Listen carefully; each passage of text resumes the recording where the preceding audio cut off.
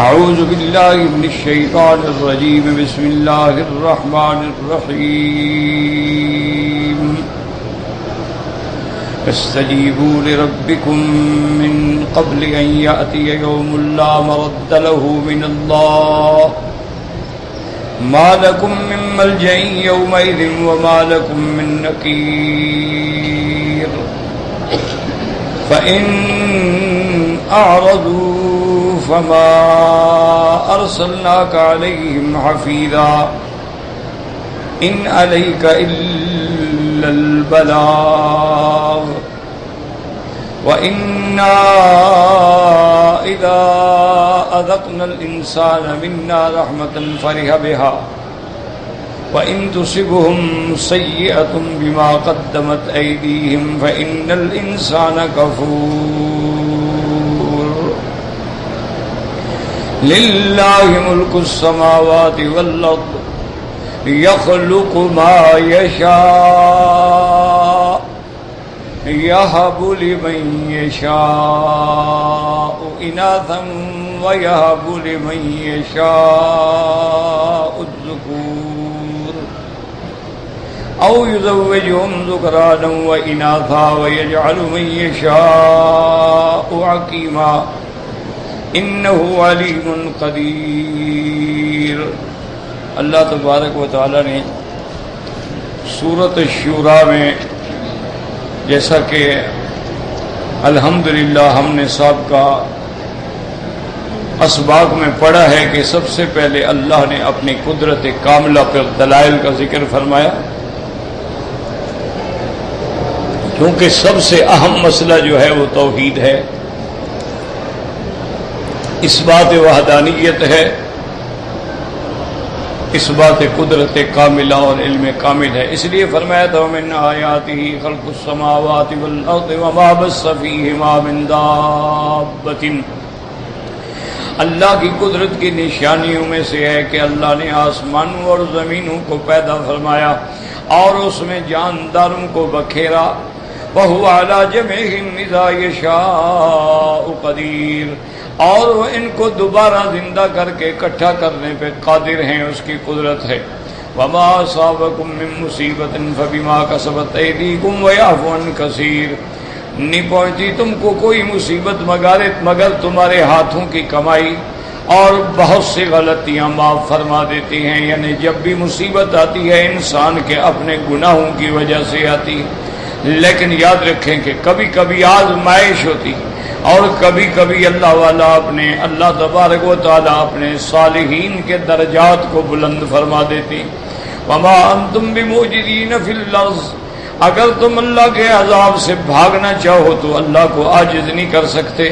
وما لکم من دون اللہ من ولی ولا نصیر. اللہ کے سوا نہ ہی تمہارا کوئی دوست ہے اور نہ ہی کوئی تمہارا مددگار ہے.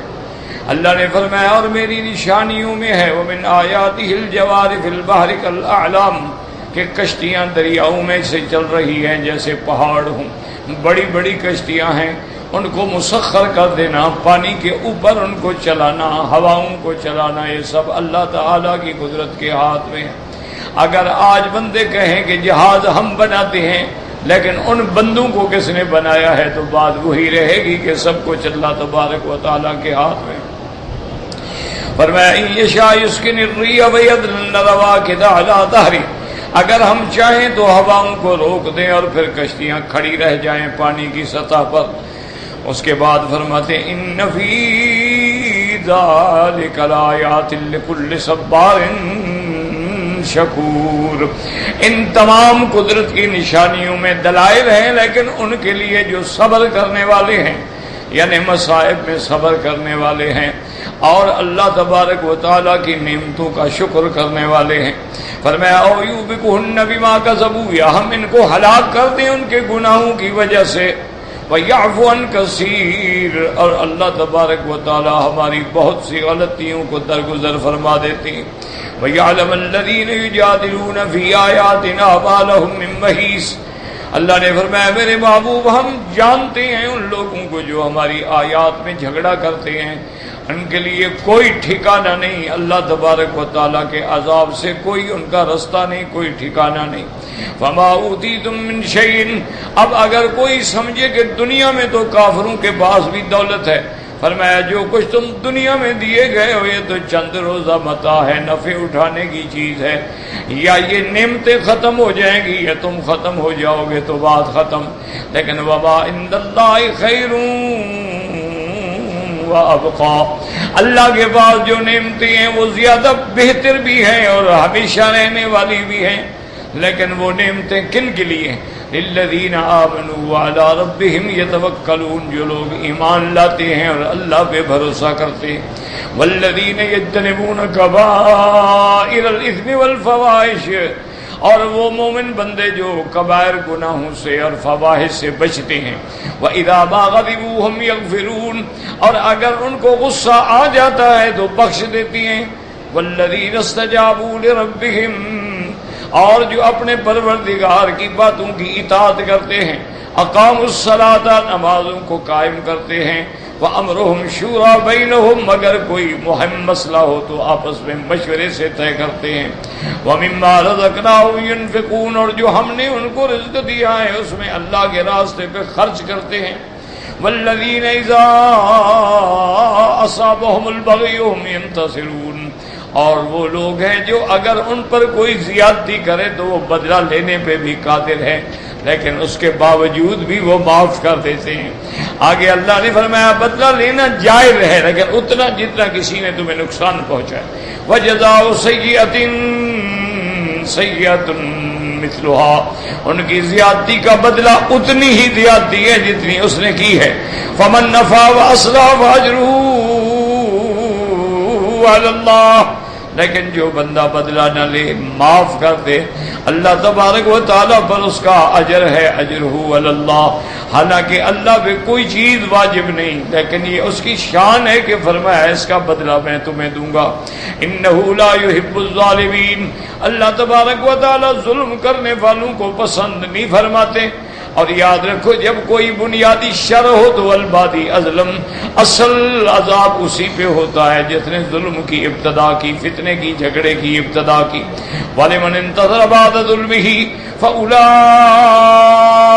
مَا عَلَيْهِم مِّن سَبِيلٍ، اور اگر کسی نے ظلم ہونے کے بعد بدلہ لیا تو اس پہ کوئی حرج نہیں، إِنَّمَا السَّبِيلُ عَلَى الَّذِينَ يَضْرِبُونَ النَّاسَ وَيَبْغُونَ فِي الْأَرْضِ بِغَيْرِ الْحَقِّ، حرج ان پہ ہے، گناہ ان پہ ہے جو لوگوں پہ ظلم کرتے ہیں اور زمین میں فساد پھیلاتے ہیں ناحق، اولئک لہم عذاب علیم، ان لوگوں کے لیے عذاب ہے دردناک، وَلَمَنْ صَبَرَ وَغَفَرَ إِنَّ ذَلِكَ لَمِنْ عَزْمِ الْأُمُورِ، اللہ نے فرمایا اور جو بندہ صبر کرے اور جو بندہ معاف کر دے کسی کو، یہ بہت بڑی بات ہے، یہ بہت بلند ہمتی ہے کہ کوئی ظلم کرے تو تم اس کو معاف کر دو، جیسے میرے آقا رحمت دو عالم محبوب دو عالم سیدنا محمد مصطفیٰ صلی اللہ علیہ وسلم نے فرمایا سلمن قطعک، تم اس سے رشتہ داری جوڑو جس نے تم سے توڑ دی ہے،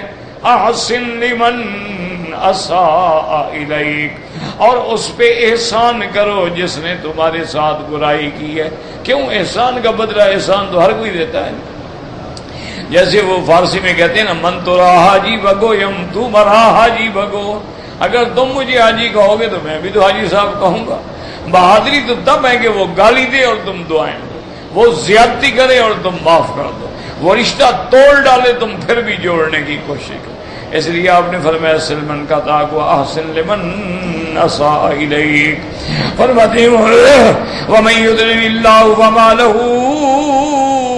من ولی من بعدہ،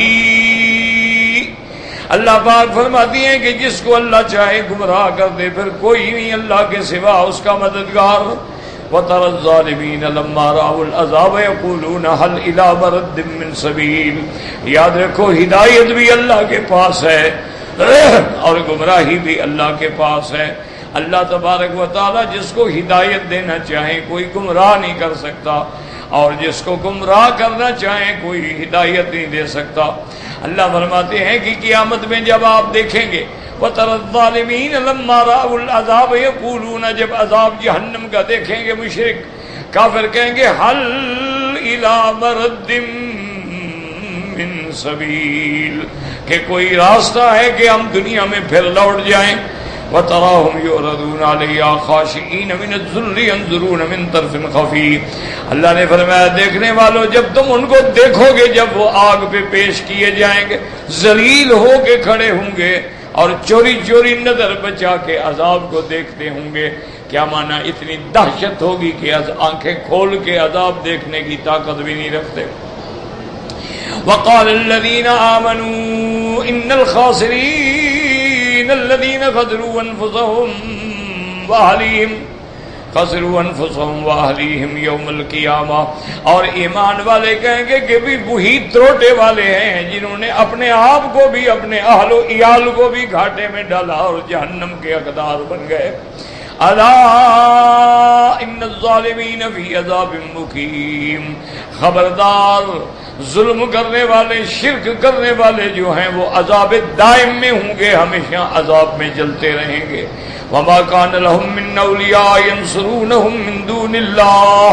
ان کے پاس کوئی حامی نہیں کوئی مددگار نہیں جو ان کی اللہ کے سوا مدد کرے.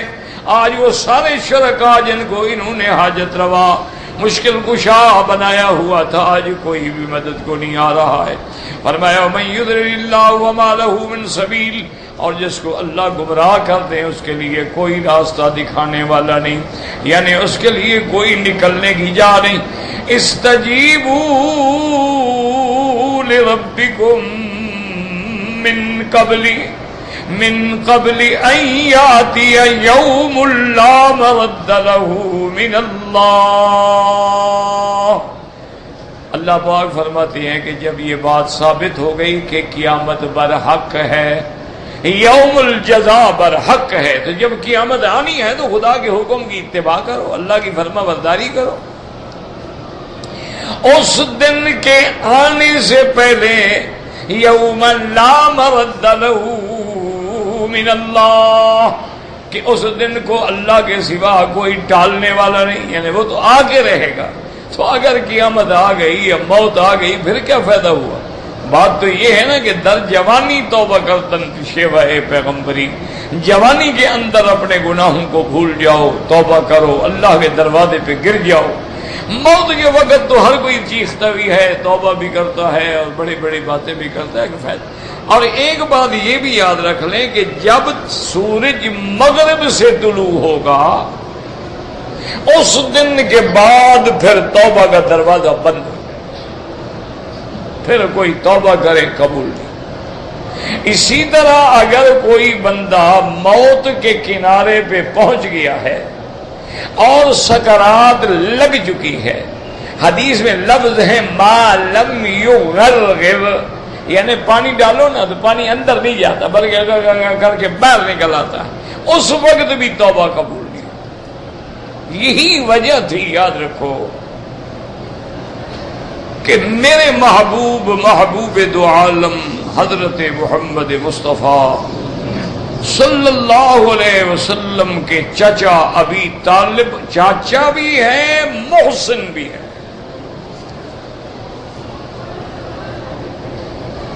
ساری زندگی جس نے حضور صلی اللہ علیہ وسلم کا ساتھ دیا ہر دکھ میں سکھ میں تکلیف میں مقاطع میں ہر حال میں اس نے حضور کا ساتھ نہیں چھوڑا. سفر میں حضر میں مکے میں ہر وقت حضور کے یعنی چچا بھی حقیقی چچا ہے اور جان نثار. جب ان کی موت کا وقت قریب آیا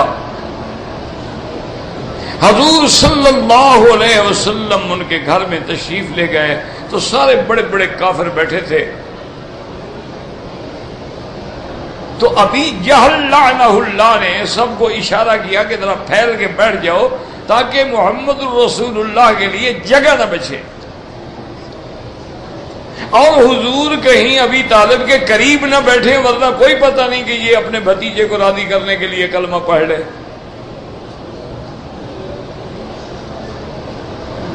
بہرحال تھوڑی سی جگہ تھی، حضور صلی اللہ علیہ وسلم بیٹھ گئے اور حضور نے بڑے درد سے فرمایا کہ یا امی قل کلمۃ احاج بها عند اللہ، میرے چچا ایک دفعہ کلمہ توحید پڑھ لو تاکہ میں اللہ کے آگے کوئی بات کہنے والا تو بنوں۔ اس لیے میں نے یہ واقعہ بیان کیا کہ جب وہ وقت آتا ہے تو عادتاً ایمان قبول نہیں ہوتا، اسی لیے ورنہ اگر آدمی تندرست ہے کلمہ پڑھ لے مسلمان ہو گیا، پھر اللہ کے ہاں حجت کرنا یا جھگڑنے کا کیا معنی؟ معنی یہ تھا کہ چاچا تم نے زندگی میں تو کلمہ نہیں پڑھا، اب آخری وقت آ گیا، چلو اس وقت ہی پڑھ لو تاکہ میں اللہ تبارک و تعالیٰ سے درخواست کرنے کے قابل تو ہو جاؤں۔ اس لیے ہمیشہ یاد رکھیں، اور یہ بھی مسئلہ ہے کہ اگر تمہارا کوئی رشتہ دار ہندو ہے، سکھ ہے، مشرک ہے، کافر ہے، یہودی ہے، اسی میں مر گیا، اس کے مرنے کے بعد دعا جائز نہیں ہے اس کے لیے۔ ہاں اگر کوئی رشتہ دار ہیں بیچارے مشرک ہیں، ہندو ہیں، کافر ہیں، زندہ ہیں، ان کے لیے دعا کرو کہ اللہ ان کو ہدایت دے دے، لیکن جب موت آ گئی اب ہدایت کا تو کوئی مسئلہ ہی نہیں ہے، اب تو ختم ہو گیا نا بات۔ اسی لیے سرکار دو عالم نے فرمایا کہ یا امی کل کلمتن، ایک دفعہ کلمہ پڑھ۔ ایک کتاب روایت میں آتا ہے کہ ابی طالب ہوش میں تھے، انہوں نے کہا کہ یا ابن عمے میں جانتا ہوں آپ سچ کہتے ہیں اور میں بھی آپ کی آنکھیں ٹھنڈی کرنا چاہتا ہوں، لیکن ساری برادری مجھے تانا دے گی کہ ابو طالب آخر میں ڈر گیا تھا اور باپ دادے کے دین کو چھوڑ گیا، لہذا میں باپ دادے کے دین کو نہیں چھوڑتا، انا علی ملت عبد المطلب، میں عبد المطلب کے دین پہ ہوں۔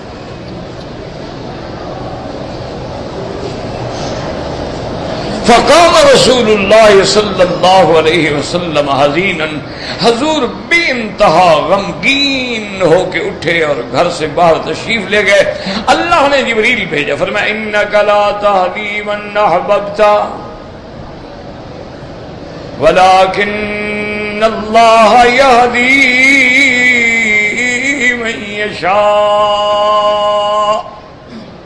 اللہ نے فرمایا میرا مدنی آپ کے ہاتھ میں ہدایت نہیں کہ آپ جس کو پسند کریں ہدایت دے دیں، آپ نہیں ہدایت دے سکتے اس کو جس کو آپ پسند کریں، ہدایت دینا میرا کام ہے۔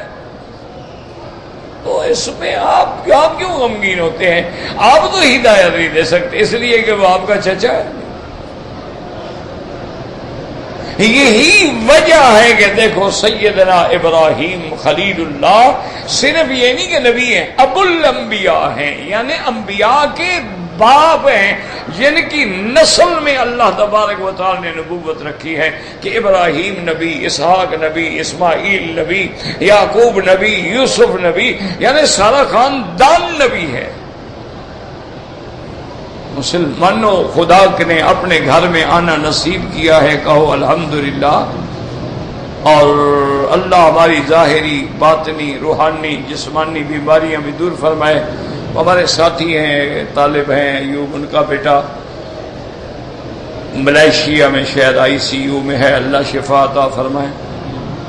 تو یاد رکھو میرے عزیز، یہ اللہ کا بڑا کرم ہے کہ اللہ نے تمہیں اپنے گھر میں بلا لیا ہے۔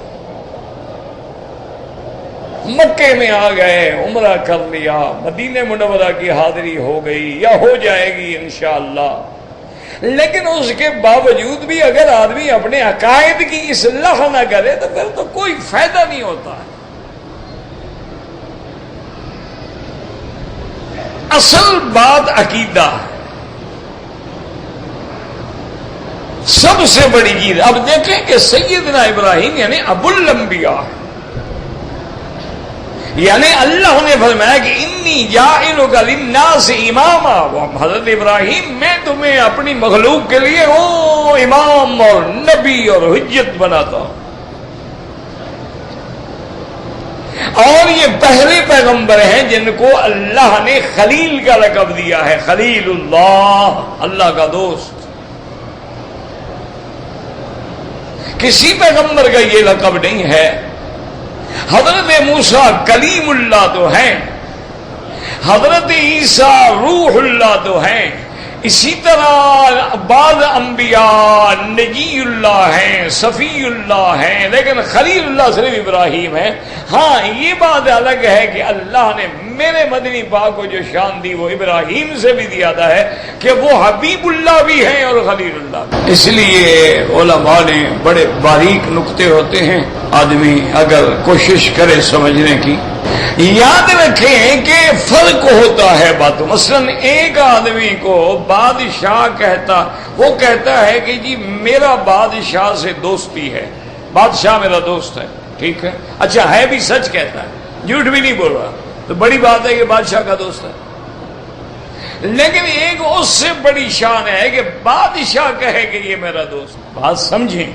اسی لیے حضرت زکریا، حضرت یحییٰ اور حضرت عیسیٰ علیہ السلام نے تو ایک دفعہ حضرت عیسیٰ علیہ السلام نے کہا کہ آپ دعا کریں، انہوں نے کہا آپ اتنے بڑے مقام پہ، انہوں نے کہا نہیں، بات یہ ہے کہ میں نے تو کہا تھا والسلام علی یوم ولدت و یوم اموت و یوم ابعث حیا، لیکن تمہارے لیے تو اللہ نے کہا وسلام علیہ یوم ولد و یوم یموت و یوم یبعث حیا، تو بڑا فرق ہے۔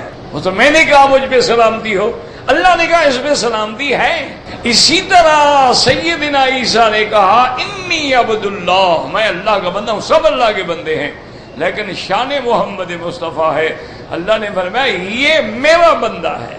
ساری کائنات کہتی ہے نا ہم اللہ کے بندے ہیں، اس میں کوئی شک نہیں، لیکن یہ شان مصطفیٰ، اللہ فرماتا ہے اسریٰ بعبدہ، میرا بندہ۔ تو بڑا فرق ہوتا ہے، ایک ہے کہ اللہ کا دوست ہے، ایک ہے کہ اللہ کہے میرا دوست ہے، اللہ کہے میرا حبیب ہے۔ جیسے حضور نے فرمایا نا کہ یہ پہاڑ جو ہے مدینے کا جبل احد، جبل یحبنا ونحبہ، یہ ہم سے محبت کرتا ہے اور ہم اس سے محبت کرتے ہیں، یعنی جبل کا محبت کرنا۔ اچھا پھر جبل کی محبت کو حضور نے پہلے ذکر کیا، جب ھذا جبل یحبنا ونحبہ، یہ ہمیں محبوب رکھتا ہے۔ کیوں؟ عادتاً یہ ہوتا ہی نہیں کہ پہاڑ کسی کو محبوب رکھے، تو اس لیے اللہ کے نبی نے اس کا ذکر پہلے کیا۔ اچھا انسانوں کو تو ہوتا ہے نا، چلو کسی کو مری اچھا لگتا ہے، کسی کو کاغان اچھا لگتا ہے، کسی کو ناران اچھا لگتا ہے، لیکن یہ ہے کہ وہ پہاڑ محبت کرے، یہ معجزہ ہے محمد مصطفیٰ صلی اللہ علیہ وعلا آلہ واصحابہ وسلم۔ اس لیے اللہ نے فرمایا کہ میرے بندو اگر ماننا ہے تو اس دن کے آنے سے پہلے مان لو، اگر وہ دن آ گیا پھر کیا ہوگا؟ پھر تو کوئی فائدہ ہی نہیں نا، پھر تو لاکھ صدقے کرو، خیراتیں کرو۔ جب آدمی مرنے لگتا ہے نا کہتے ہیں اچھا جی اتنے پیسے مسجد کو دے دو، اتنے مدرسے کو بھی دے دینا، آپ کیوں دے رہے ہو؟ اب فائدہ کیا ہے دینے کا؟ نہ کوئی ثواب نہ کوئی چیز۔ زندگی میں تو تمہیں توفیق نہیں ہوئی کہ کسی مسجد میں ایک صف بچھا دو کہ لوگ آرام سے نماز پڑھ لیں، زندگی میں تو تمہیں توفیق نہیں ہوئی کہ بھی ہمارے علاقے میں محلے میں مدرسہ ہے، 200-400 طالب علم ہے، مسافر ہیں بیچارے، ان کا ناشتہ ہے، روٹی ہے، رات کی روٹی ہے، چائے ہے، کپڑا ہے، صابن ہے، یہ بھی تو انسان ہے، کسی کے محتاج ہوں گے، ان کا گزر۔ تم اپنے گھر کے 5 بندوں کو نہیں پال سکتے ہو تو مدرسے والوں کو اوپر سے تو پیسے نہیں گرتے، درختوں میں لگے ہوتے ہیں۔ یہ تو اللہ کا دین ہے، اللہ چلا رہے ہیں، ورنہ تو حالات تو بڑے عجیب ہوتے ہیں۔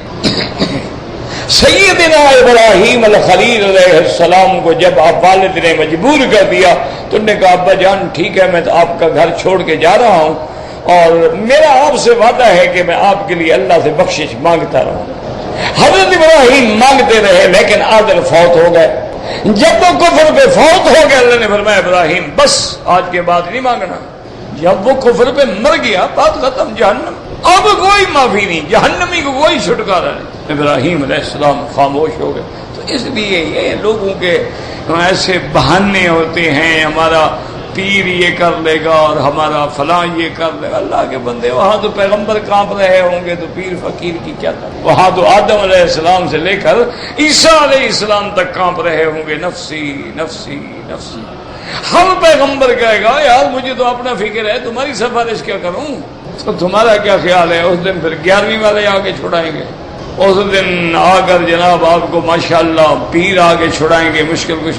وہ پیغمبر کہتے ہیں خشی نفسی غضب ربی اليوم غضب لم یغضب قبلہ ابدا ولا بعدہ ابدا.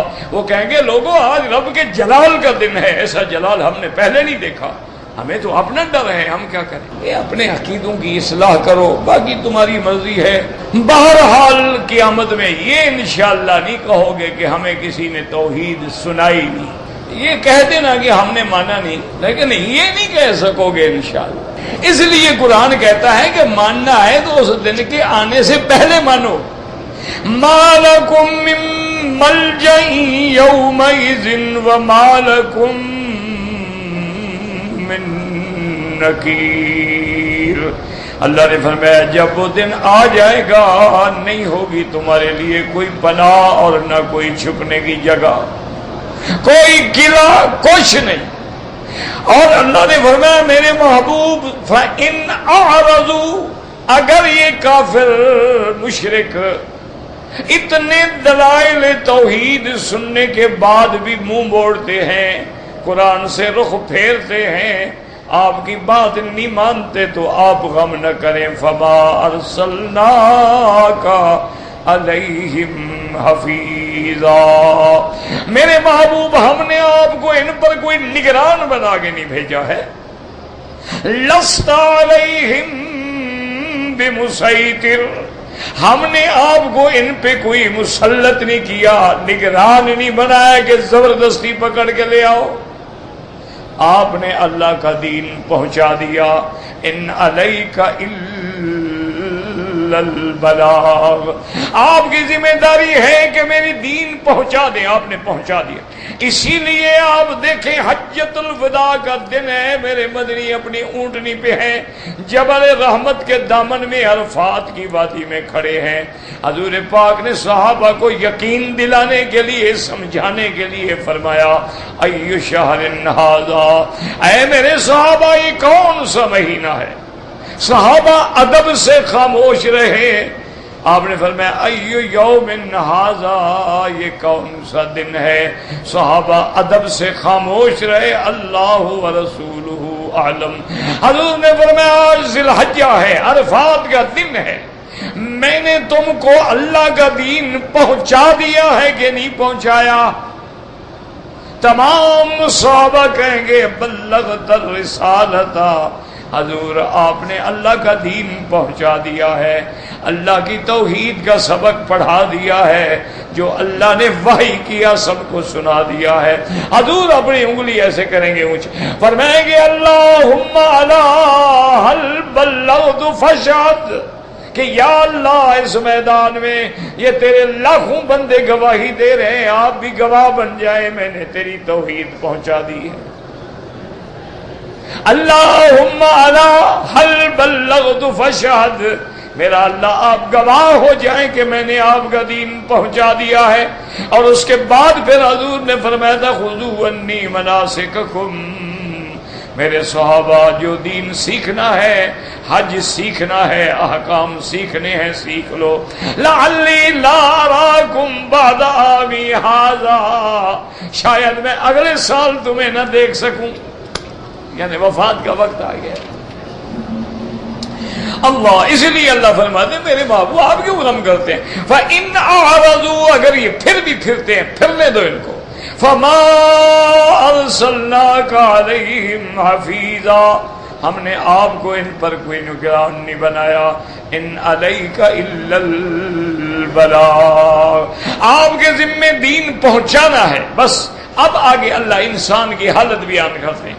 وَإِنَّا إِذَا أَذَقْنَا الْإِنسَانَ مِنَّا رَحْمَةً فَرِحَ بِهَا، اللہ فرماتے ہیں جب ہم اپنے بندے پہ رحمت کرتے ہیں، پیسہ دیتے ہیں، رزق دیتے ہیں، عزت دیتے ہیں، دولت دیتے ہیں، فصلوں میں برکت دے دیتے ہیں، اکڑتا ہے، خوش ہو جاتا ہے.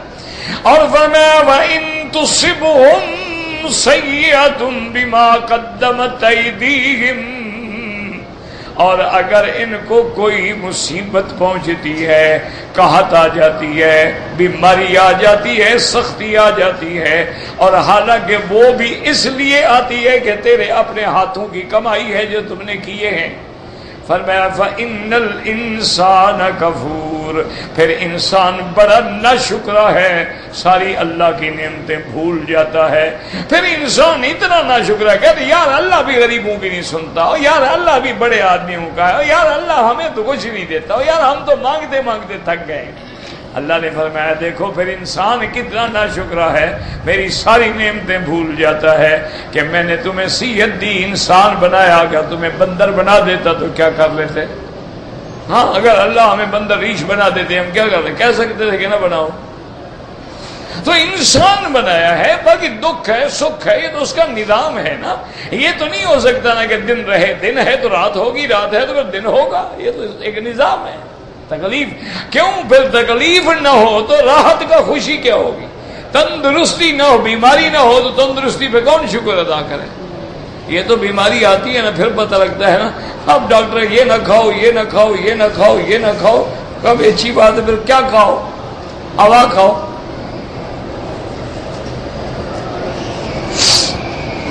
اب پھر اللہ تبارک و تعالیٰ اپنی توحید کی بات فرماتے للہ ملک السماوات والارض، للہ یاد رکھو مقدم ہے یعنی حصر ہو گیا کہ آسمانوں اور زمینوں کا ملک صرف اسی کے لیے ہے۔ اس کا مالک کون ہے؟ تمام آسمانوں اور زمینوں کا مالک کون ہے؟ تو ان پیروں کا کوئی اس میں نہیں 8واں حصہ، کوئی 10واں 12واں، کوئی 1/4، کوئی 1/6، یہ سب آسمان زمینوں کا مالک تو اللہ ہو گیا، تو یہ کیا کریں گے بیچارے؟ ان کی تو پھر چھٹی ہو گئی نا۔ رات دن پڑھتے ہو تبارک الذی بیدہ الملک، بلند و بالا مقدس ذات ہے جس کے ہاتھ میں تمام ملک ہے۔ پڑھتے ہو قل اللہم مالک الملک، پڑھتے ہو لہو ملک السماوات والارض، تو جب سب اس کا ہے، کائنات اس کی ہے، زمینیں اس کی ہیں، فضائیں اس کی ہیں، ہوائیں اس کی ہیں، تو پھر ہم کیا ہیں؟ ہم تو اس کے محتاج ہیں، بندے ہیں، عاجز ہیں۔ آگے فرماتے یخلق ما یشاء، صرف یہ نہیں کہ آسمان و زمین، بلکہ جو چاہیں پیدا کریں وہ ہر چیز کے پیدا کرنے پہ قادر ہیں۔ آگے فرماتے ہیں میرا بندہ اگر دور کی باتیں تمہیں سمجھ نہیں آتی تو قریب دیکھ میری قدرت۔ یہب لمن یشاء اناثا، جس کو چاہتے ہیں لڑکیاں دیتی ہیں، ویہب لمن یشاء الذکور، اور جس کو چاہتے ہیں لڑکے دیتے ہیں۔ دیکھو کبھی بندہ کہتا ہے یار میرا اللہ میری اب بہت لڑکیاں ہو گئی، لڑکا عطا فرما، لیکن نہیں ملتا۔ اچھا کبھی لڑکے زیادہ ہو جاتے ہیں، کہتے اللہ میاں کوئی لڑکی بھی تو عطا فرما دے نا، کوئی ان کی بہن بھی تو ہو نا، وہ لڑکی نہیں ملتی۔ کبھی اللہ جوڑے دے دیتے ہیں اور کبھی اللہ بانج کر دیتے ہیں، نہ لڑکی ہے نہ لڑکا۔ اچھا اور خدا کی شان دیکھو کہ کروڑوں پتی لوگ، اربوں پتی لوگ جو ہیں لا والدہ اولاد نہیں، غریب لوگ ہیں اللہ اولاد دے دیتے ہیں۔ یہ اس کا نظام ہے، کوئی دخل نہیں دے سکتا ہے، کوئی تعلق نہیں دے سکتا ہے۔ وہ ہمارے ایک بزرگ ہوتے تھے، خیر فوت ہو گئے بیچارے، ہم دادا کہتے تھے ان کو، اب نام بھی دماغ میں نکل رہا ہے، تقریر کرتے تھے، بہت بوڑھے آدمی تھے، میں نے جب دیکھا تو 90-95 سال کی عمر تھی ان کی، لیکن ماشاءاللہ بالکل جناب 200 میل بسوں کا سفر کر کے پہنچتے، باقاعدہ 2-3 گھنٹے تقریر کرتے۔ وہ کبھی کبھی کہتے مکی صاحب یہ لوگوں کو پتہ نہیں کیا ہو گیا ہے کہ دیکھو بکری حلال جانور ہے، گائے حلال جانور ہے، بھینس حلال جانور ہے، ان کی اولاد کیا ہوگی؟ 1 ہو گیا، 2 ہو گئے، کتی تو پلید ہے اس کے ساتھ ہو جاتے ہیں، وہ کس پیر کی منت مان رہی ہے؟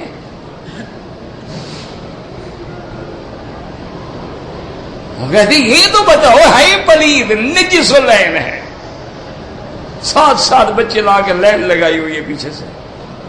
اور نے کہا یہ مکڑی ہے جو ساری دنیا کے فطرے تباہ کر دیتی ہے, ایک سے ہزاروں پیدا ہو جاتی ہے. یہ کس پیر کی منت مان کے جاتی ہے, وہاں جا کے طواف کرتی ہے, نوراتہ بیٹھتی ہے, آٹا گھٹا چڑھاتی ہے. اللہ کا نظام ہے خدا کے بندے, وہ دیتا ہے تو ہندو کو بھی مل رہا ہے. وہ سمجھتا ہے بدبخت مجھے دیوی دیوتا دے رہے ہیں, اور جاہل مسلمان سمجھتا ہے مجھے پیر دے رہا ہے. نہ دیوی دیتی ہے, نہ دیوتا دیتا ہے, نہ پیر دیتا ہے, دینے والا دیتا ہے. ایک بات اپنے دماغوں میں یاد رکھو, اولاد تو سکھوں کو بھی ملتی ہے, ہندو کو بھی ملتی ہے, یہودی کو بھی ملتی ہے, نصرانی کو بھی ملتی ہے. لا دین لا مذہب منکر خدا جو ہیں ان کی بھی اولادیں ہیں, دہریے ہیں, خدا کو مانتے. وہ کہتے ہیں خدا کا وجود ہی نہیں ہے, مولویوں نے بنایا ہوا ہے ہمیں ڈرانے کے لیے, کہیں نہیں ہے خدا. وہ کہتے ہیں دکھاؤ ہمیں کدھر ہے. ان کو بھی ملتی ہے. یہ اس کا نظام ہے, یاد رکھا کرو. ہاں اللہ والا زندہ ہے, اس سے دعا کراؤ, بالکل شریعت کا حکم ہے. حضور پاک اتنے شان والے ہیں.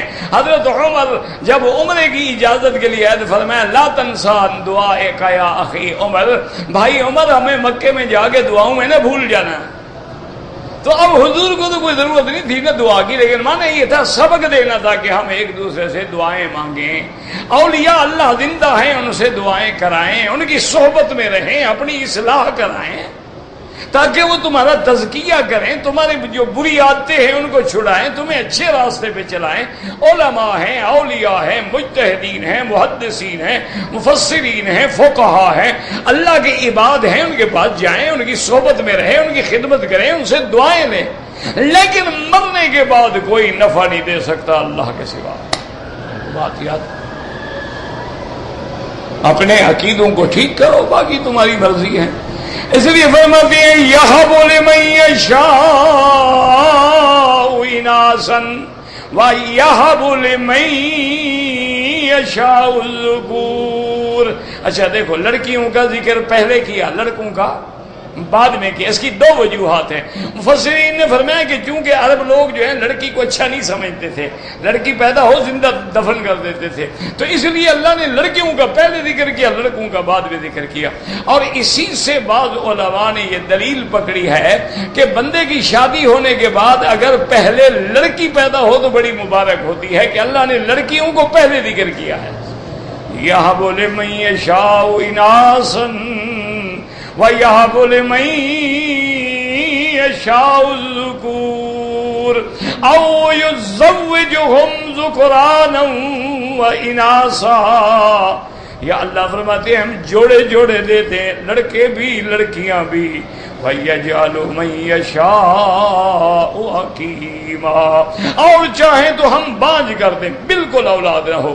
اور فرمایا انہو علیم قدیر, اللہ علم والے بھی ہیں, قدرت والے. کیا مانا, اگر کسی کو لڑکا دیتے ہیں اس کا علم ہے, وہ جانتا ہے میں لڑکا کیوں دیا, لڑکی دی کیوں دی, وہ جانتا ہے, اور ہر چیز پہ قدرت رکھتے ہیں. انہو علیم قدیر. اور یاد رکھو اللہ دینے پہ آئے تو بانج کو بھی دے دینا, کہ جب فرشتے آئے فَبَشَّرْنَاهُ بِإِسْحَاقَ وَمِن وَرَاءِ إِسْحَاقَ يَعْقُوبَ. جب فرشتوں نے آ کے خوشخبری دی ابراہیم علیہ السلام کو کہ اللہ تمہیں بیٹا دیں گے. اچھا بی بی جو کھڑی تھی نا, وہ بیچاری چیخے سے مارا اپنے, قالت یا ویلتا اَأَلِدُ أَنَا عَجُوزٌ وَهَذَا بَالِي شَيْخًا. کہنے لگے اللہ کے فرشتوں کیا کہہ رہے ہو, میں بڈھی کو اب اولاد ہوگی, میں 60 ہو گئی, 90 سال کی عمر ہو گئی, میرے خاوند کی 95 کی عمر ہوگی, ہمیں جوانی میں بھی کوئی بچہ پیدا نہیں ہوا, اب تم آگے بچی کی خبر دینے کے لیے. اَلِدُ أَنَا عَجُوزٌ, میں بوڑھی کو اولاد ہوگی, وَهَذَا بَالِي شَيْخًا, دیکھو تو صحیح میرا خاوند بوڑھا, اٹھ نہیں سکتا, لکڑی پہ اٹھتا ہے, اب ہمیں اولاد ہوگی. اللہ کے فرشتے تھے, انہوں نے قالوا اتعجبین من امر اللہ رحمت اللہ علیکم وبرکاتہ اہل البیت. انہوں نے کہا بی بی کیا کہہ رہی ہو, اتعجبین من امر اللہ, اللہ کے امر پہ تعجب کر رہی ہو. اللہ کی عمر بھی دے، اللہ چاہے بوڑھے کو دے دے، جوان کو دے دے، تمہیں جوان کر دے، ویسے اسی عمر میں دے دے۔ اللہ کی تجھ پہ رحمت ہو، کیا کہہ رہی ہو؟ یہ اللہ کا حکم ہے، اللہ دے گا۔ اور یہاں سے یہ مسئلہ بھی یاد رکھو، یہ جو شیعہ کہتے ہیں نا کہ صرف پنجتن پاک اہل بیت ہیں، اب دیکھو یہاں قرآن ہے، یہ کوئی چھوٹی موٹی کتاب نہیں ہے، یہ یوسف زلیخا نہیں ہے، یہی رانجھا لیلا مجنو کا قصہ نہیں، قرآن ہے۔ قرآن کہتے ہیں تعجبین من امر اللہ رحمت اللہ علیکم وبرکاتہ اہل البیت۔ اب یہاں تو صرف ابراہیم کی بیوی ہے نا، اور تو کوئی نہیں، تو اہل بیت کس کو کہہ رہے ہیں؟ تو اہل بیت تو ہوتی ہی بیوی، اللہ کے بندے، اولاد تو اہل بیت نہیں ہوتی۔ دیکھو نا تم اپنی بیوی کو کیا کہتے ہو؟ اہلیہ۔ اور جی اہلیہ، زوجہ، اہلیہ، بیوی، بیگم، جو بھی کہو، تو لفظ اہل بیت تو ہے ہی عورتوں کے لیے، اولاد تو طبعاً اس میں شامل ہوتی ہے، اولاد کے لیے صرف نہیں ہوتا ہے۔ اسی لیے جہاں بھی قرآن میں اہل بیت کا لفظ ہے اس سے مراد حضور کی بیویاں ہیں، اور اس کے بعد حضور نے اپنی اولاد کے لیے بھی دعا مانگی کہ اللہ ان کو بھی اہل بیت میں شامل کر لے۔ اللہ تبارک و تعالی آپ کو بھی اور مجھے بھی دین سیکھنے کی، سمجھنے کی، عمل کرنے کی توفیق دے۔ بس دعا کیا کرو اللہ شفا دے دے، اللہ اپنے دین کی خدمت کرنے دے۔ بھائی بہرحال جو بھی حرم میں بھائیا آئے گا وہ جائے گا تو صحیح نا۔ میں جب وضو کرتا ہوں میرے ناک سے خون آتا ہے، مجبور ہیں آپ میرے بھائی، آپ کوشش کریں بس اس کو بند کرنے کی، اور اس کے لیے غفلت نہ کریں، کسی اچھے ENT ڈاکٹر کے پاس جائیں۔ یہ اندر ہوتے ہیں، ٹیشو ہوتے ہیں باریک باریک، وہ پھٹ جاتے ہیں۔ اور دوسرا بڑا آسان علاج میں آپ کو بتا دوں کہ یہ کریم شریف میں تو میں جانتا نہیں، یہ خالص زیتون کا تیل یا اپنا تیل جو ہوتے ہیں نا آپ کے ملک میں، اسوں کا، سرسوں کا، پتہ نہیں کیا کیا ہوتے ہیں، تلوں کا تیل ہوتا ہے، کوئی تیل ہو، بادام روغن ہوتا ہے، اس کو لگا کے ذرا روزانہ صبح و شام اندر لگا دیا کرو، ایسے ذرا لگایا پھر یوں پکڑ لے، وہ خود بخود لگ جائے گا، تو انشاءاللہ پھر نہیں آئے گا خون۔ دوسروں کا علاج میں کر لیتا ہوں، اپنا نہیں آتا، اللہ کی شان ہے، کیا کروں؟ اب مجھے تو ڈاکٹروں نے پاگل بنا دیا ہے، آدھا تو ہو گیا ہوں، اللہ بچائے، دو کچھ کہیں میں کیا کروں؟ اچھا وہ بیچارے اللہ کے حرم کی وجہ سے میرے ساتھ بڑا پیار کرتے ہیں ڈاکٹر، اللہ ان کو جزائے خیر دے، امریکہ سے، انگلینڈ سے، جرمنی سے، یہاں سے، اللہ خوش رکھے، اس گھر کا صدقہ ہے، خیرات ہے، روز ٹیلی فون آ جاتے ہیں۔ اب ہندوستان کے مسلمانوں نے اللہ ان کو جزا دے، اللہ ان کے محبت اور اخلاص میں برکت دے، روز بعد بس جی آپ بمبئی آ جائیں، وہ کہتے ہیں بنگلور آ جائیں، وہ کہتے ہیں جی مدراس آ جائیں، وہ کہتے ہیں جی کلکتے آ جائیں، یا بڑی اسپتالیں، ہم آپ کی خدمت کریں، اللہ جزائے خیر دے۔ نے کہا یار ہم فقیر لوگ ہیں، اللہ قادر ہے چاہے تو یہاں شفا دے دے۔ ہاں جی بالکل، سعودی حکومت نے ابتدا سے لے کر، آل سعود سے لے کر، شیخ الاسلام محمد ابن عبد الوہاب سے لے کر اور آج تک کی حکومت جو ہے وہ ائمہ اربعہ کے ماننے والے ہیں، انہوں نے اپنے کتابوں میں لکھا ہے کہ ہمارا کوئی پانچواں مذہب نہیں ہے، ہم ان ائمہ اربعہ کو مانتے ہیں، اور آج بھی ان کی یونیورسٹیوں میں ام القرآن ہے، کنگ عبدالعزیز ہے، جامعہ سعود ہے، جامعہ اسلامیہ ہے، اور جامعہ سب میں تمام مذاہب اربعہ کی فقہ پڑھائی جاتی ہے، اور الحمدللہ، اور اسی طرح رابطہ عالم اسلامی نے باقاعدہ قرارداد دی کہ آپ لوگ پتہ نہیں کیوں سمجھتے ہو کہ ہم کوئی پانچواں مذہب ہے، ہم ائمہ اربعہ سے باہر نہیں جاتے، ہاں صرف اتنا ہے کہ ہم جامد تقلید نہیں کرتے، جہاں ہمیں کوئی بات وزن دلیل نظر آتی ہے تو اس کا قول ہم لے لیتے، یہ نہیں ہے کہ ہم ان چار سے باہر ہیں، کیوں؟ اس کی وجہ ہے نا میرا بھائی، ایک ٹھنڈے دل سے سمجھا کرو، ضد نہ کیا کرو۔ 1400 سال میں جیسے دیکھو نا، سیاستہ 6 حدیث کی کتابیں ہیں، اسی طرح فقہ کے جو متون ہیں اور فقہ کی جو مرتب ترتیب و تدوین ہے وہ ما سوائے ان ائمہ اربعہ کے کسی پانچویں کی ہے ہی نہیں. ہمیں دکھا دو کس کی ہے. اسی لیے دیکھیں نا جی، اب شیعہ حضرات کہتے ہیں فقہ جعفریہ. بھئی ہمیں دکھاؤ کہاں ہے وہ فقہ جعفریہ. اس میں لڑائی کی بات نہیں، جھگڑے کی بات. ہم تو خود مانتے ہیں امام جعفر کو. ہم تو امام زین العابدین، موسیٰ کاظمی، ان تمام ائمہ رحمہ اللہ علیہم اجمعین کو مانتے ہیں، ان کا احترام کرتے ہیں. لیکن آپ ہمیں یہ تو بتائیں نا کہ یہ فقہ جعفریہ کسی ایک بستی پر بھی کبھی نافذ ہوئی؟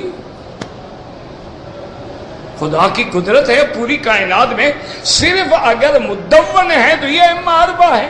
انہی کی کتابیں ہیں، انہی کی اصول ہیں، اصول فقہ ہیں، انہی کے پاس کتابیں ہیں، ان کے متون ہیں، متون ظاہرہ ہیں، نوادرات ہیں، ان کے اندر تمام مسائل کا اجتماع ہے. تو بندہ باہر جا ہی نہیں سکتا. نہ ان سے پہلے ایسے مدون ہوا، نہ ان کے بعد پھر کسی کی ضرورت ہوئی. اچھا بعد میں کیوں نہیں آئے؟ چیز مدون ہو چکی تھی، ضرورت ہی نہیں تھی کہ بعد میں کوئی کرتا. جب ایک کام ہو جائے پھر کیوں کرے کوئی دوسرا؟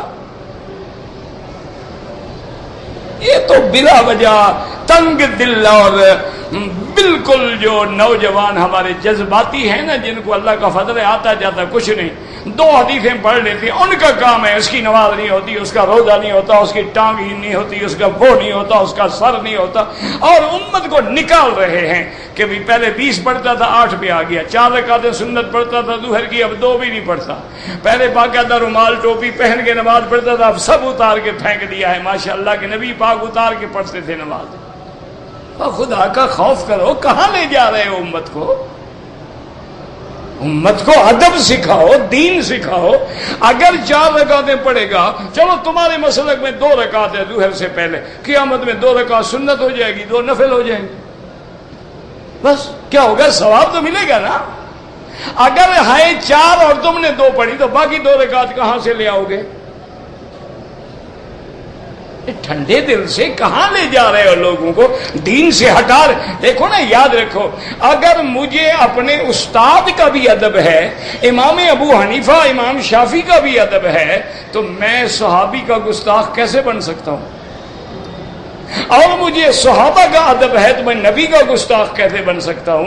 اور جب یہ سارا ادب چھوڑ کے ایک بات پہ آ جاؤ، ہاں جی ہم تو نبی کی مانتے ہیں، جی بس ہم تو نبی کی مانتے ہیں، اور جہاں نبی کی حدیث سمجھ نہ آئی وہی منکر حدیث بن گئے.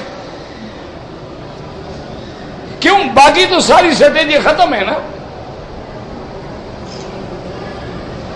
کئی میرے ساتھ ناراض ہوتے ہیں. میں ان کو کہتا ہوں یار خدا کے لیے میں چلو محنت کر کے لوگوں کو کم از کم بدعات شرک سے نکال کے توحید کی طرف تو لا رہا ہوں نا.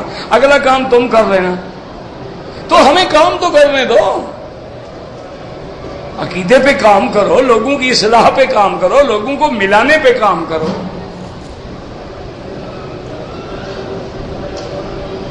بھائی کیا مسئلہ؟ مجھے تو آج تک کوئی مسئلہ نہیں سمجھ آیا کہ عبداللہ ابن مسعود کا کوئی رکوع نرالا تھا.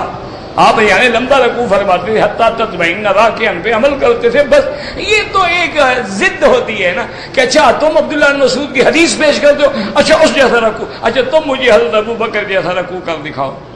یہ کوئی بات ہے؟ کوئی جواب ہے؟ جاہلوں کی بات ہوتی ہے. رکوع وہ ہے جو حضور نے سمجھا حتی تطمئن راکعاً، ایسے رکوع کرو کہ بالکل پشت سیدھی ہو جائے اور مطمئن ہو جاؤ. پھر ایسے کھڑے ہو کہ ہر ہڈی اپنے اپنے مقام پہ چلی جائے. پھر اس کے بعد سجدے میں جاؤ حتی تطمئن ساجداً. عبداللہ بن مسعود کا رکوع کوئی اور نہیں تھا نعوذ باللہ کہ وہ الٹا رکوع کرتے تھے. اگر کوئی اور تھا تو ہمت کر کے تم امت کو دکھا دو. بس ایک جواب ہوتا ہے. جب مولوی اس وجہ ہے نا، مولوی ہمیشہ زبان لمبی ہوتی ہے. مولوی بات نہ مانے نا تو وہ کہہ دیا بس اچھا جی تم یہ چکر، یہ کوئی بات ہے. اور یہ ابو حنیفہ کی کتاب دکھاؤ، کوئی بات ہے. میں کہوں ابو بکر کی کتاب دکھاؤ، پھر کیا کرو گے؟ میں کہوں حضرت عمر کی لکھی ہوئی کتاب دکھاؤ، یہ کیا بات ہے؟ یہ کوئی بات ہے؟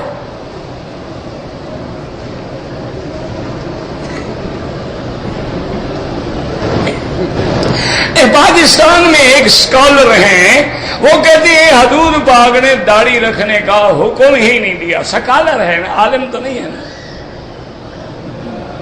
تو سکالر ہو یا ڈاکٹر ہو تو بچا کرو، کیوں کہیں کہیں آپریشن غلط بھی تو ہو جاتا ہے.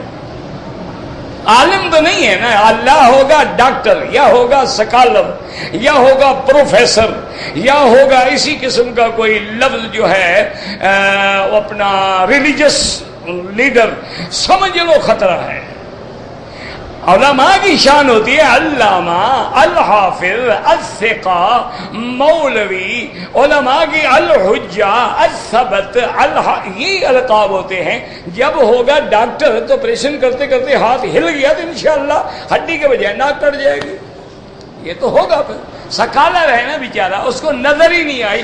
او خدا کے بندے 1400 سال پھر صرف حضور کی سنت نہیں، 1,24,000 پیغمبر کی سنت ہے داڑھی. اور داڑھی قرآن میں ہے کہ لا تاخذ بلحیتی ولا براسی.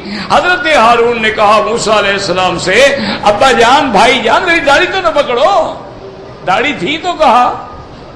یہ فرنچ کٹ ہوتی تو پکڑے کیسے جاتی. اور حضور کی صحیح حدیث ہے، آپ نے فرمایا اعف اللحا وقص الشوارب، داڑھی بڑھاؤ اور مونچھیں کٹاؤ. اور اللہ نے عورت اور مرد کا فرق ہی یہی رکھا ہے. دیکھو نا جی، ہاتھ تمہارے بھی ہیں، عورت کے بھی ہیں. سر تمہارا بھی ہے، عورت کا بھی ہے. بال تمہارے بھی ہیں، عورت کے بھی ہیں. انگلیاں تمہاری بھی ہیں، عورت کی بھی ہیں. آنکھیں تمہاری بھی ہیں، عورت کی بھی ہیں. شہوت تمہیں بھی ہے. لیکن عورت کو داڑھی آتی ہے. تمہارے ملک میں ہو تو ہو، کوئی سکالر صاحب کو دیکھا ہو کسی کو. یہ جو سکالر وکالر ہیں نا، یہ کالر ہیں بس. سین نکال لو نا، باقی کیا بچا؟ کالر. اور تھوڑا سا نیچے 2 نقطے لگا دو تو ہو جائے گا کلیئر. میں جانتا ہوں اس کو جتنا وہ پڑا ہوا ہے. ایک اور ڈاکٹر صاحب 3 مہینے ہم اس کو قرآن پڑھانے کے لیے بٹھایا قاریوں کے پاس، گرامر سکھاتے رہے. اب کھڑے ہو کے ٹی وی پہ فتوے دیتے ہیں، کیا کریں. وہ یعنی جس کو حدیث پڑھنا بھی نہیں آتا. مجھے ابھی اسی حج میں ملا، میں نے کہا یار تم مجھے اعوذ باللہ من الشیطان الرجیم کی ترکیب سنا دو، میں تمہیں مولوی مان لوں گا. میں کہ تو ترکیب نہیں ہوتی نا، تو کوئی ترکیب نہیں ہوتی. پڑھو اعوذ باللہ من الشیطان الرجیم، اس کی مجھے صرف ترکیب بتا دو. اور مجھے یہ بتا دو کہ حضور کا فرمان ہے کل امرئ لم یبدا باسم اللہ، ہر اچھا کام بسم اللہ سے شروع نہ کیا جائے تو ٹھیک نہیں ہوتا. لیکن اللہ کا قرآن اعوذ باللہ سے کیوں شروع ہو رہا ہے؟ اب جناب بیٹھ گئے، تھوک اوپر کی ادھر کھڑی ہو گئی، نیچے کی یہاں کھڑی ہو گئی. نے کہا خدا کے لیے غلط فتوے نہ دیا کرو، امت کو گمراہ نہ کرو. کیوں؟ ہم لوگ تو آ نہیں سکتے نا جی ٹی وی چینل پہ. ہمیں کون لائے گا؟ ایک دن لائیں گے انشاءاللہ وہ چینل ہی بند ہو جائے گا. دوسرے دن چھٹی انشاءاللہ، ان کو چھٹی کرا دیں گے انشاءاللہ. وہ جانتے ہیں نا، وہ جانتے ہیں کہ پاگل آدمی ہے، بلوچ آدمی ہے، اس کو آگے اپنا میٹر گھوم گیا تو اس نے تو نہیں دیکھنا کہ چینل ہے. وہاں تو ان کو بٹھایا جاتا ہے نا جو اگر مگر چنانچہ شوگر کوٹڈ قسم کی کنین کھلا سکتے ہوں کہ گولی دیں تو کڑوی بھی دیں، تب اوپر میٹھا شیٹھا لگا کے ذرا محبت کے ساتھ اور پیار کے ساتھ. ڈنکے کی چوٹ حق کہنے والے کو کون بٹھاتا ہے؟ پاگل ہو گئے. سمجھدار ہے، مطلب میرے دوست ہیں بڑے کہ ائمہ حرمین آمین زور سے کہتے ہیں. پھر ائمہ حرمین کے عمل پہ چلتے ہو تو 20 تراویح بھی پڑھا کرو. صرف میٹھا میٹھا حق کڑوا کڑوا تھو، یہ کیوں؟ آؤ پھر کھل کے بات کریں. یہ ڈاکٹر شاکٹروں سے، بابا میں ڈرتا ہوں، ڈاکٹر ہے نا، ہم تو عالم کے غلام ہیں، ڈاکٹر واکٹر نہیں مانتے ہم.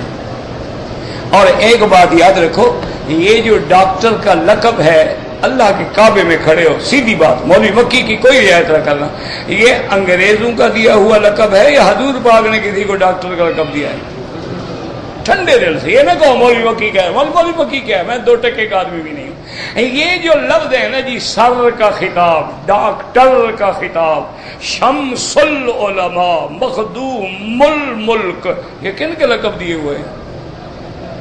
یہ تو انگریزوں کے دیے ہوئے لقب ہے، اس کا تو اسلام سے، قرآن سے، حدیث سے کوئی تعلق نہیں۔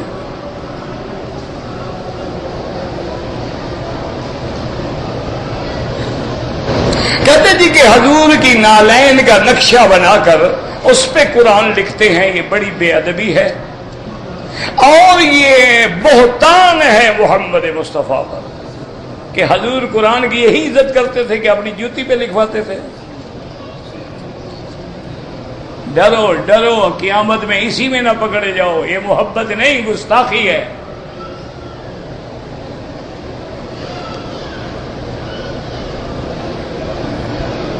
ہمارے یہاں نعت پڑھتے ہیں تو عطار کا نام آتا ہے، عطار بزرگ ایک گزرے ہیں، عطار ہو کہ رومی ہو، رازی ہو، غزالی ہو، تو ایک بزرگ گزرے ہیں، کئی عطار گزرے ہیں۔ یہ یوں بھی ہوتا ہے کہ ہم اسی عطار کے لونڈے سے دوا لیتے ہیں، یہ ایسے کوئی ایسا، اس کا قرآن میں کوئی لفظ نہیں، حدیث میں نہیں۔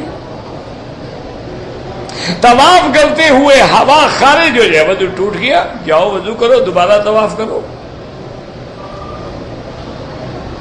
غوث ہر جگہ ہوتے، اللہ کو پتہ ان کو ملتے ہوں گے، ہمیں تو آج تک نہ غوث ٹکرا نہ ہمیں کوئی کتب ملا، ہم گناہگار لوگ ہیں، اچھے لوگوں میں۔ اچھا اگر غوث ہر جگہ ہوتا ہے تو جب وہ مولوی منبر پہ کھڑا ہو نا، اس کو کان سے پکڑ کے باہر پھینک دو، کہو غوث سے کہو نماز پڑھائے۔ جب یہاں غوث موجود ہے، کتب موجود ہے، تم کون ہو نماز پڑھانے والے؟ ایک دو مولویوں کو پکڑو نا، انشاءاللہ پھر نہیں کہیں گے کہ غوث ہے۔ اور یاد رکھو غوث اللہ کا نام ہے، یا غیاث المستغیثین اغثنا، یا مغیث اغثنا، اللہم انت المغیث اغثنا۔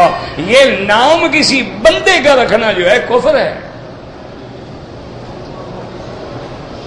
ہمارے ہاں جی وہ تیجا، دسواں، چہلم مناتے ہیں، یہ شریعت کا مسئلہ نہیں ہے، یہ مولوی کا اقتصادی مسئلہ ہے۔ چونکہ مولوی کو تم تنخواہ دیتے نہیں، اس لیے انہوں نے بھی ماشاءاللہ تیسرے دن کل شریف، 7 جمعرات شریف، پھر تیجا، پھر دسواں، پھر چہلم شریف، اتنے میں انشاءاللہ محلے کا اور شریف بھی کوئی مر جائے گا۔ تو یہ مولوی کی روٹی کا مسئلہ ہے، شریعت میں حرام ہے۔ اچھا چلو یار میری باتوں کو چھوڑو، میں تو ایسے مجنون آدمی ہوں، ایمان سے کہو کبھی مولوی نے آپ کو اپنے باپ دادے کے چہلم پہ بلایا ہے؟ نہیں، سیدھی بات، کعبے میں سچی بات کہو، کبھی کسی مولوی نے اپنے باپ کی 7 جمعراتیں تمہیں کھلائی ہے؟ نہ، کعبے میں بات سچی کرو، مانو یا نہ مانو، کھلائی؟ اس کو پتہ ہے حرام ہے، وہ کیوں اپنے پیسے حرام کرے؟ وہ تو کھانے کے لیے پیدا ہوا ہے نا۔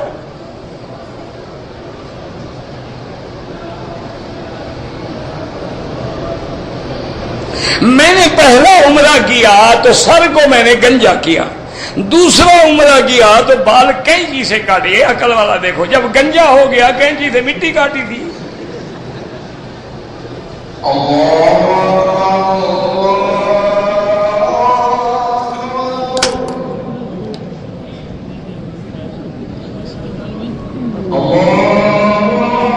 اللہ